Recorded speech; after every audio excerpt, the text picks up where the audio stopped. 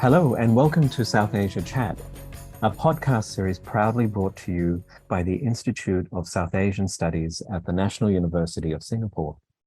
I'm your host, Dr Imran Ahmed, a visiting research fellow here at the Institute. In this South Asia Outlook episode, we reflect on the year that has passed and consider some of the most pressing issues currently facing the people and states in South Asia. For many countries, 2022 marked a year of turbulence and prolonged political, economic, and environmental crisis. As countries sought to emerge from the social and economic fallout of the pandemic, the invasion of Ukraine exacerbated pre-existing vulnerabilities. We're fortunate today to have Associate Professor Dr Iqbal Singh Sevea, our director here at ISAS, to take us through some of the challenges and opportunities facing the region. Hi, Iqbal. A very warm welcome. Hi, Imran. It's always a pleasure to join you. Thank you. Thank you so much for joining us. Let me begin with my first question. The ouster of former Prime Minister Imran Khan, mass demonstrations against the Awami League in Bangladesh, the resignation of Sri Lanka's former president Gotabaya Rajapaksa are all examples which suggests that 2022 was a year of seismic shifts in the political landscape across the region. Is there a common thread in the political upheaval taking shape in these countries? Now, it's hard to generalize about the various South Asian countries per se, because the socio-economic context and historical trajectory in each case is somewhat different. Yes. And in many cases, if you look at the case of Pakistan, Sri Lanka in particular, you find that there are longer historical contexts that have actually led up to these issues, but also individual political dynamics within these states as well that are playing out in very interesting ways. And I'll address that in a second, but you do raise a good point about, is there a common thread? And one of the things that has accentuated these issues in many of the countries that you just mentioned is the issue of soaring inflation and the government's lack of, or the government's perceived lack of ability to handle the issue of inflation. Now, if we break it down, and you mentioned Pakistan, Sri Lanka, and Bangladesh. Now, if we start with the case of Pakistan itself, and we look at what the issue there, what's caused the as you mentioned, the political upheaval and somewhat uncertainty in Pakistan itself, is that Pakistan has been suffering from a severe foreign debt and current account deficit for some time now. So it's not something new that popped up. And linked to this is the issue of the slow growth in the export sector in Pakistan. Now, successive governments in Pakistan were unable to deal with these issues, including the Imran Khan government as well. And the problems were accentuated by political contestation that have been playing out over the past few years. But the issue of inflation, and this issue is linked to Russia's invasion of Ukraine as well, and I suspect we may be speaking about that today as well. Has accentuated these issues. Now, to give you an example, in December 2022, inflation spiraled in Pakistan, and if you look at food inflation in particular, the rural areas in Pakistan were hit far harder than urban centers, and this is a significant factor. If you take into account that there was 38% food inflation in rural Pakistan itself. Now, staples like wheat have become expensive. Now, all of this has led to issues of concern. Fuel prices are an issue of concern in Pakistan as well. And all of this led to opposition against the government that preceded Imran Khan, has led to contestation and opposition against Imran Khan as well. But today, the Shahbaz Sharif government is unable to handle this issue as well. So once again, these issues are at the front and center of political contestations in Pakistan, and it remains to be seen how this will be dealt with. Now, if we turn to the case of Sri Lanka, and at ISAS we've done a fair amount on this issue as well. Again, there are longer-term macro issues that are involved. Sri Lanka has had a long-held issue with the foreign debt, and there have long been calls for the further diversification of the economy, etc. But in the past few years, there were issues related to specific government decisions that accentuated these issues. Again, now, if I just give you two examples here, I would refer to the fact that the Gotabaya Rajapaksa government had slashed value-added tax from something about 15% to approximately 8%.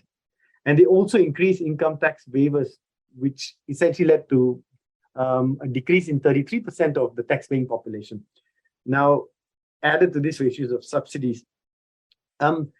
This impacted revenue generation in Sri Lanka. However, all of this was occurring in a context of a country emerging out of COVID, a country which was struggling with to revive its tourism economy as well. And then you had the issue of massive inflation as a result of, partly as a result of Russia's invasion of Ukraine as well.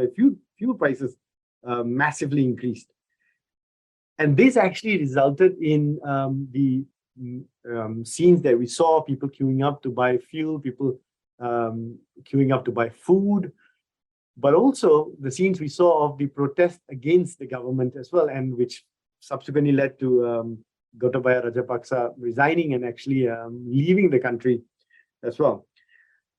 Now, the case of Bangladesh is interesting, and this is, I think, the most recent of all this. Most recent in terms of witnessing open street demonstrations, and it's interesting because up till fairly recently, Bangladesh was seen as being on the ascendancy in terms of its socio-economic indexes, but also human development indexes as well. However, in December, we witnessed tens of thousands of people coming out on the streets to protest against the government.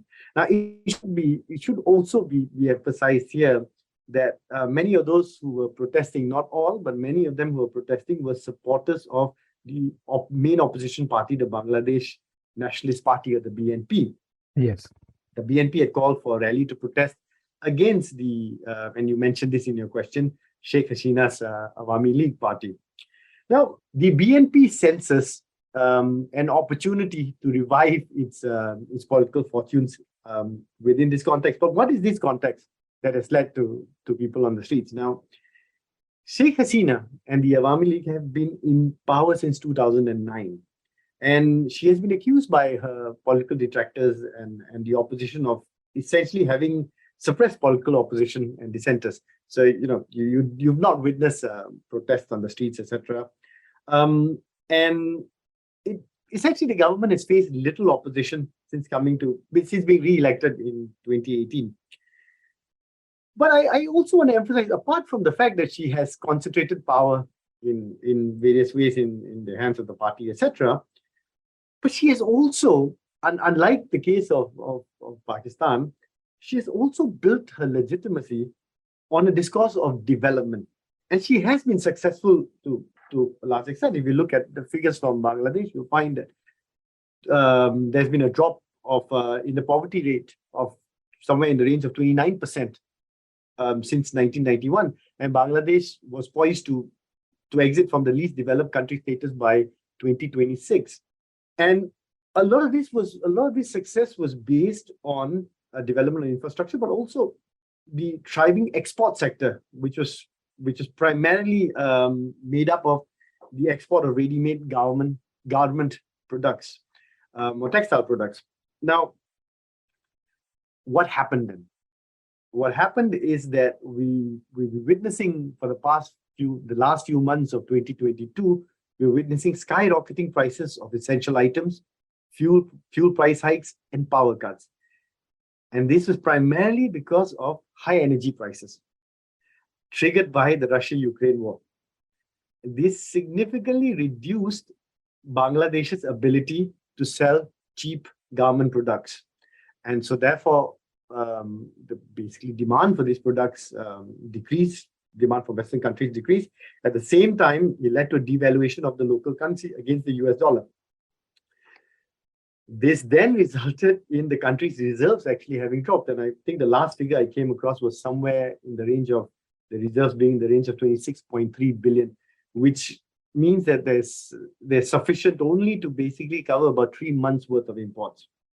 Now, the impact on this on the everyday person has been an increase in fuel prices, because while in the case of, just comparing with the case of Pakistan that you mentioned to begin with, whereas in Pakistan there was a concerted effort by the government to keep fuel prices down, which actually led to issues with the IMF loan.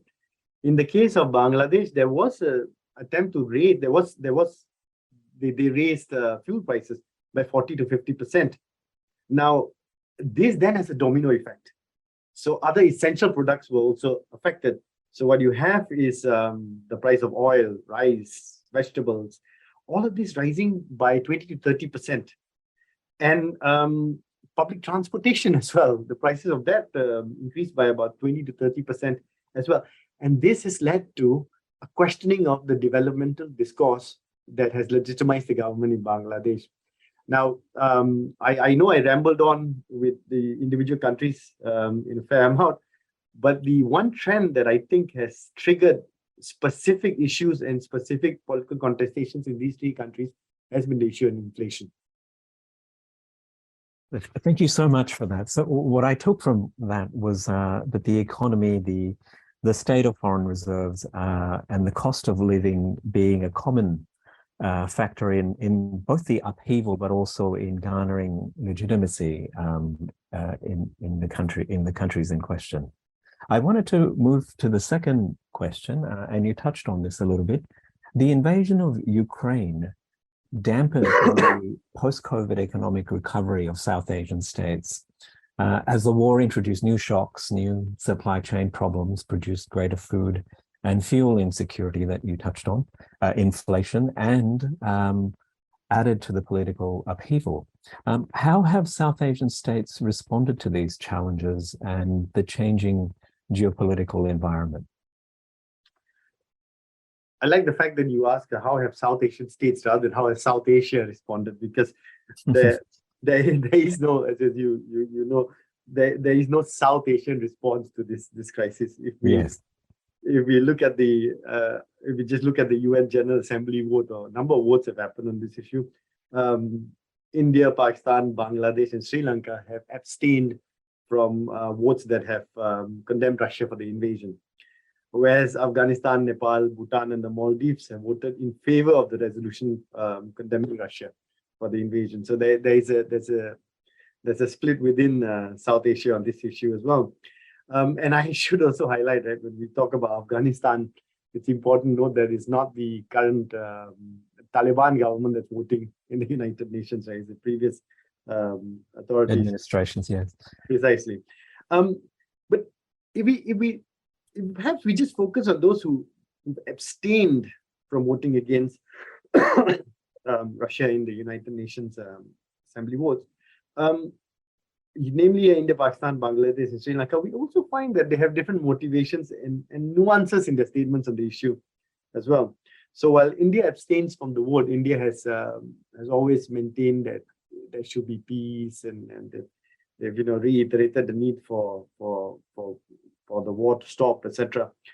Pakistan, interestingly, has actually mentioned the issue of indivisible security principle, which some people some observers have said that it seems to provide some form of legitimacy for Russia, etc. Now that's a point of debate that we can discuss further. However, the point I'm trying to make is that they're not united even when they're abstaining as well, because they have their own domestic compulsions, they have their own economic reasons, but they also have their own geopolitical calculations involved in how they respond to this state. Now, we've already noted that many of these countries, I mentioned Pakistan, Bangladesh, and Sri Lanka, but the others as well, India, Nepal, Maldives, each one of them is affected by the rise in fuel prices, and this is a trigger effect on many other issues as well, because not only are fuel prices impacted, but the products that are produced using the fuel prices of those are affected as well. However, you also have supply chain issues related to food, fertilizer products, for instance. Now, in many South Asian countries, and many of them have very large rural economies. Fertilizer prices have increased, and since many of these governments provide subsidies, the amount of subsidies that they have to provide increase as well. So the impact and the reactions have been multi-faceted in this way. I mentioned earlier the impact on the Bangladesh economy. I also mentioned the fact that Pakistan is having a food inflation. Wheat, grain, the prices of these issues have increased tremendously.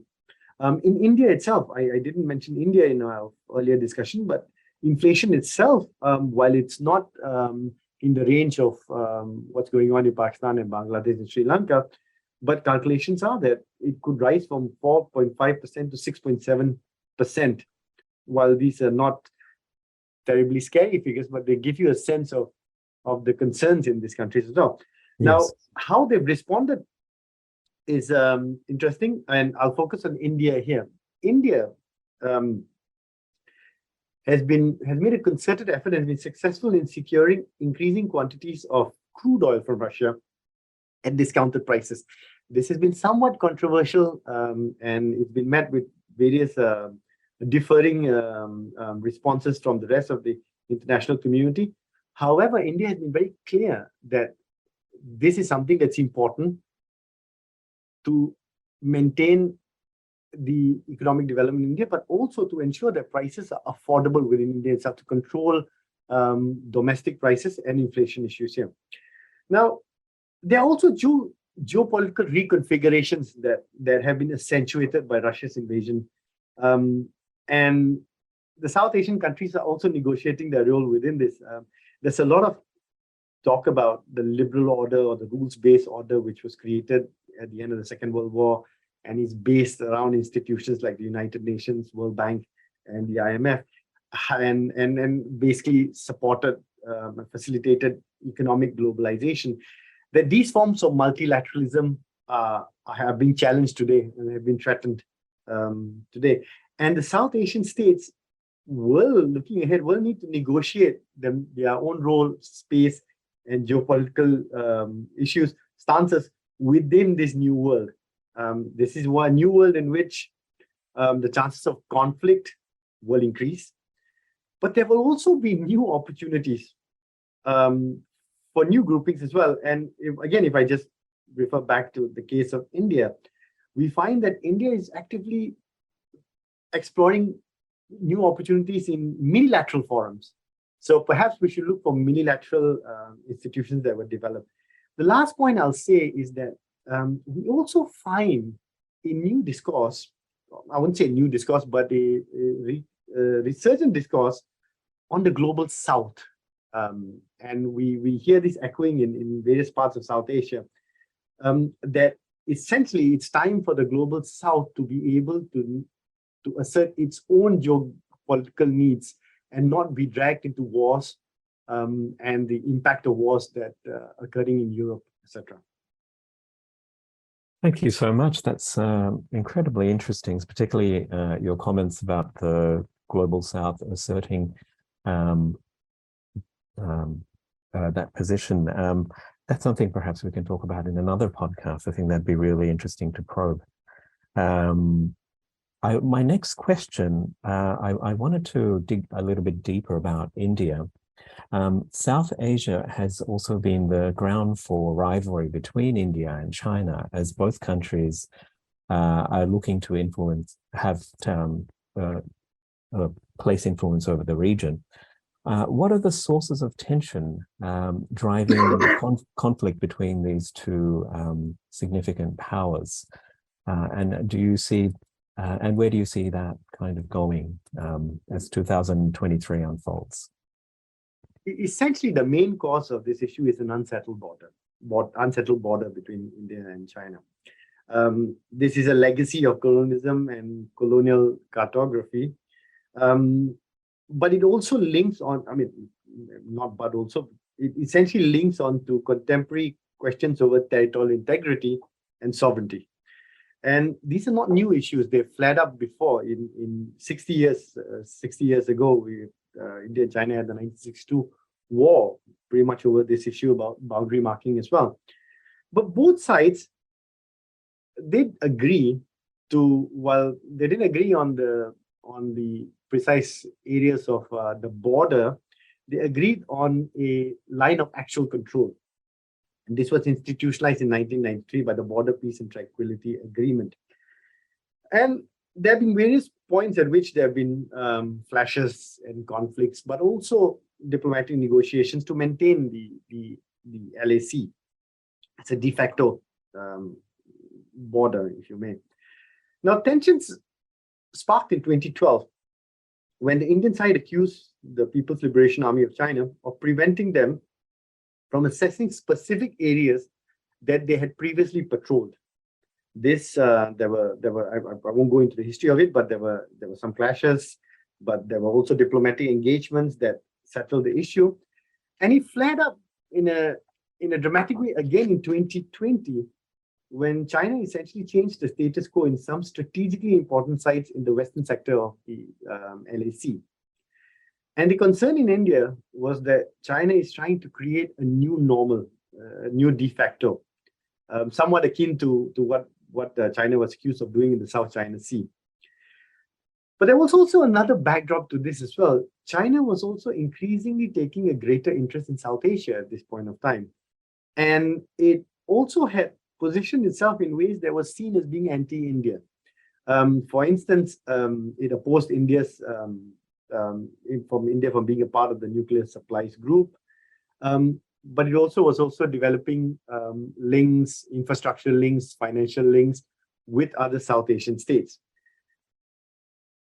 Now, coming back to the specific issue we were talking about, the borders, both sides have over the years and decades been developing infrastructure and logistic links to their end of the line of actual control of the LAC. This includes roads, tunnels, even villages, etc.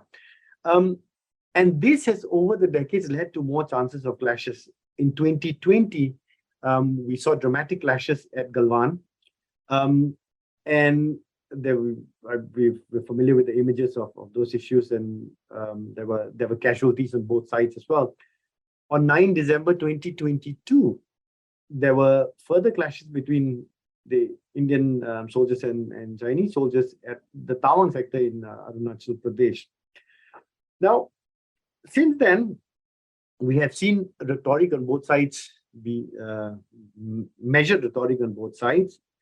And we are witnessing, and you asked about looking ahead, we are witnessing concerted efforts to secure their respective strategic strengths along on their sides of, or their claim sides of the LAC. India, for instance, is completing a tunnel, the Sela tunnel, which is a tunnel that will essentially an all-weather tunnel that would allow all-weather access to Indian troops from Guwahati in Assam to Tawang in Arunachal Pradesh. And it will actually be arguably the longest by-lane tunnel. India is also apparently acquiring new sort of targeted missiles that could be deployed at the LAC. At the same time, I do anticipate that we will see more diplomatic channels kicking in to ensure that these issues don't, the ratcheting doesn't go up too high. So building from my previous question, how does this ongoing rivalry between India and China impact the smaller states in the region? Is it difficult for them to stay neutral? There's a famous saying in Nepal attributed to one of Nepal's very early kings. And he described Nepal as a yam between two boulders, India and China. And interestingly, the current Prime Minister of Nepal, Prachanda, he's reported to have at some stage paraphrased the king some time ago and said that Nepal is like a dynamite between two rocks. So I find this quite interesting. Now, it sums up the question that you are essentially asking about: can they be neutral, and how much of pressure on them, and how do they act? Now let's let's be clear about this. India and China have tried to assert influence, develop friendships, and partnerships, both through inducements and subtle and also sometimes not so subtle forms of pressure as well. Both countries have sought to develop these links, and let's maybe use two examples to show this. The examples of Sri Lanka and Nepal. In the case of Sri Lanka, the current president of Sri Lanka, Ranil Wickremesinghe, he's seen by many as veering towards India, but the previous Rajapaksa family as a whole was seen to be closer to China. So we do see drifts within the countries as well. And these choices that the countries make, be it Sri Lanka, Nepal, Maldives, etc., must be understood within the scope where we must also allow agency to these small states as well. They exercise their own choices within calculated economic, strategic, and geopolitical choices as well. So I'm not saying that just they have they don't face inducements and pressure, but there is a level of autonomy in their decision making as well, which we shouldn't just strike aside. Well. Can I just interrupt you for 1 second? Can I ask you what sort of incentives or inducements are you referring to? Well, on one hand, there is infrastructural support. So China, for instance, with BRI, provides infrastructural money for infrastructural projects. Now, this has become a controversial question in itself. That in some cases, people have accused this of developing a debt trap in itself. But what we need to understand is when countries take China's money, one of the reasons why countries are willing to take Chinese money for infrastructure projects is that it's much easier to get this money than it is to get IMF or World Bank funding as well. There are less strings attached, there are less bureaucratic hurdles, there are less questions, etc. So that in a nutshell is one of the inducements that you will get. In terms of pressure, you actually have blockades as well. So India, famously or infamously, has blockaded Nepal on a few occasions, and that's led to concern in Nepal itself and influenced domestic politics in itself. And if we come back to the issue of Sri Lanka, right? There's been a tussle again within India and China over having some form of influence over infrastructure development, but also economic links as well. India was very keen on having a deal to construct the East container terminal at the Colombo port. And this was important for India because much of the trade that went through the Colombo port was basically related to transshipment trade to India as well. So it provides India a strategic position there. However, the Chinese themselves were interested in having a say in the Colombo port, and they actually operate the Colombo International Container Terminal. So that's just one example to show how these things play out between these two countries. We switch to Nepal because I think this is the question that's sort of some people are looking at, given that we've had a government change in Nepal in the last the very recent elections. The new government that's come into power, led by Prime Minister Prachanda, it's perceived that it was shift from the previous government's pro-India policy to a pro-China policy.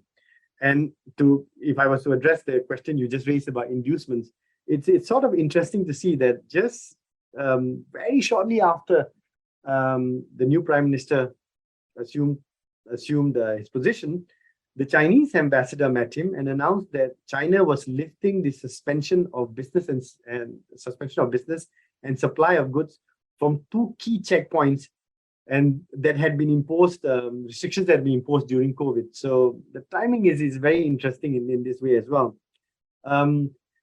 But I'll just end by also highlighting, right, that if we look at these countries, right, sometimes they're not just stuck between India. I would say that they're not just stuck between two. They're not just a yam stuck between two boulders. Increasingly, yes, some of them are fearing that they are yam stuck between three boulders, because of the China-US tensions that are playing out in the region as well.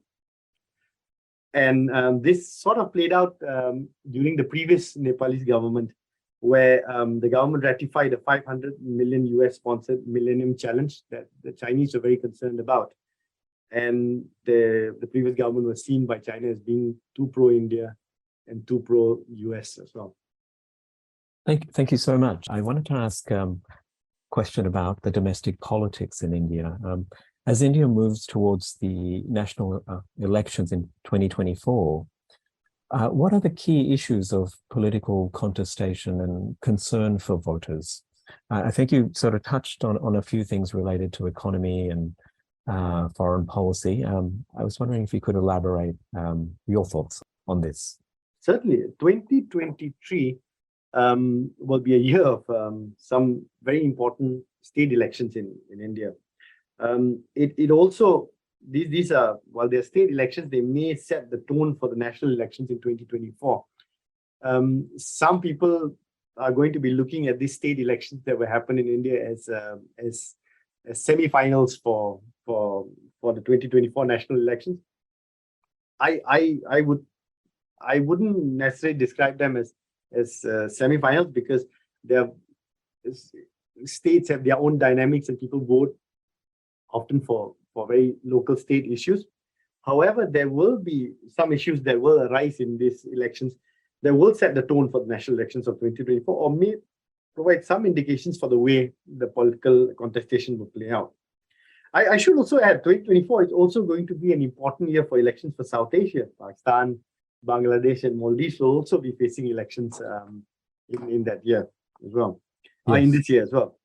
Now, there are a number of, and I won't go into all of the elections, but I'll to answer your question, I'll probably speak about a few of the elections that we can expect in India. There will be elections in a few states of the northeast of India. So Meghalaya, Tripura, Nagaland will be having elections in a few months' time.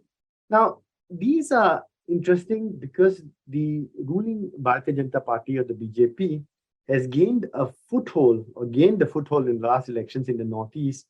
And the question is whether it will be able to cement its position this time around. And it's an interesting question because the northeast has very interesting local dynamics to it, but also community dynamics to it. These are areas in which you have sizable Christian communities as well. So it'll be interesting to see how the BJP's stance on issues such as conversion, Hindutva, etc., play out in these areas. In the last series of elections in the northeast, the BJP was often able to establish its position by winning over rebels from other parties or developing strategic alliances. This time around, we are witnessing rebellions within the BJP in the northeast as well. So it's interesting to see if the BJP will be able to hold on to its gains, and how it will position itself in these areas as well. Another very important election will be the election that will take place in Karnataka. This is the BJP's sole stronghold in the south of India. The BJP is currently in power, and it's currently in power, but there is discontent within the party ranks there as well. What I'll be looking out in Karnataka, what I'll be looking out for in Karnataka is how the BJP manages various caste equations, but also the extent to which the rhetoric will play out around religious issues.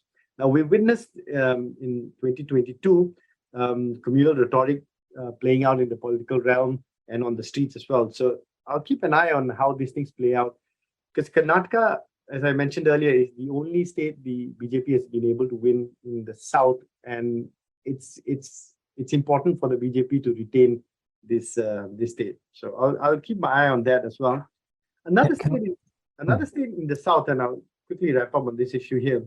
Yes. Another state in the south is the Telangana, state of Telangana, one of the youngest state in India.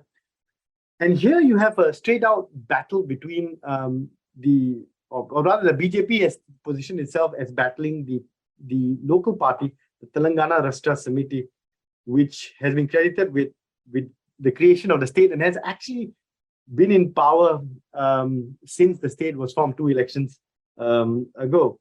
What is interesting is that this party which is, as I mentioned, the name was Telangana Rashtra Samiti, has actually very recently changed its name to the Bharat Rashtra Samiti.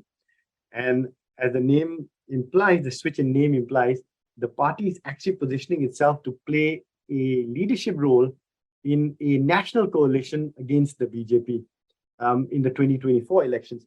So in that sense, the Telangana election, may reflect some of the strengths that we will see in the election in 2024. Could I ask you for a quick comment?